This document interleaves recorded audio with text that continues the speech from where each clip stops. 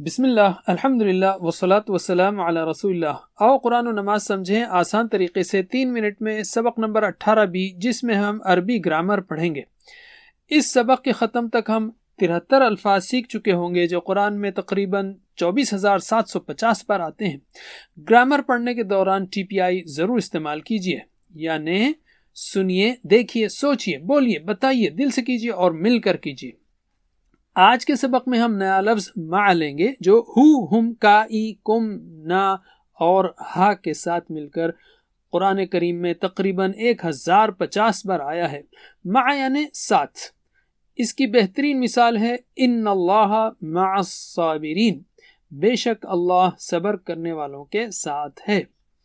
مع یعنی ساتھ، اس لیے معہو کا ترجمہ ہوگا اس کے ساتھ۔ ترجمہ کیجئے، معہو اس کے ساتھ، معہم ان سب کے ساتھ، معکا آپ کے ساتھ، معی میرے ساتھ، معکم آپ سب کے ساتھ، معنا ہم سب کے ساتھ۔ اور ایک بار، معہو اس کے ساتھ، معہم ان سب کے ساتھ، معکا آپ کے ساتھ، معی میرے ساتھ، معکم آپ سب کے ساتھ، معنا ہم سب کے ساتھ۔ ماشاءاللہ۔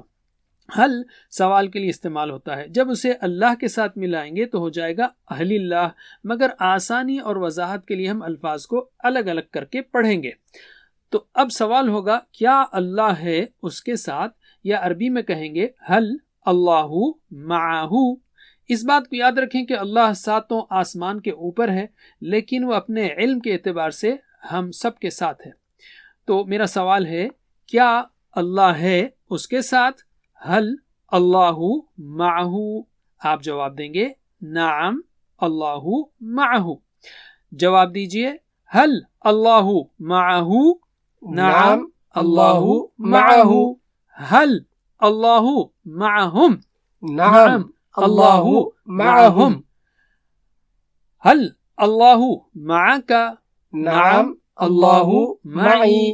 حل اللہ معکم، نعم اللہ معنا۔ جی ہاں، اللہ ہمارے ساتھ ہے۔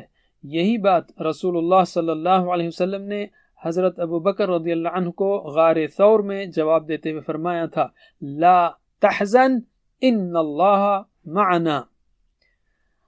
آپ پڑھ چکے ربہ اس مرد کا رب، ربہا اس عورت کا رب، منہ اس مرد سے، منہا اس عورت سے، عنہ اس مرد سے، عنہا اس عورت سے، معہو اس مرد کے ساتھ، معہا اس عورت کے ساتھ۔ اتنا ہی کافی۔ جزاکم اللہ خیر، والسلام علیکم ورحمۃ اللہ وبرکاتہ۔